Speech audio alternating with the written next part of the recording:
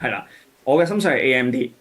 咁因為 AMD 咧，其實佢嘅 CPU 嘅性能咧，其實已經喺早年咧已經係追上 Intel 噶啦嚇。即係其實呢個都係 AMD 點解喺過去由1819年開始 AMD 升得勁好多啦，Intel 個股價一路其實係冇表現啦。佢其實 AMD 咧喺 CPU 上面咧係偷咗好多 Intel 本身嘅市場份額嘅，不論係電腦嗰啲嘅 CPU 定係數據中心伺服器用嘅 CPU。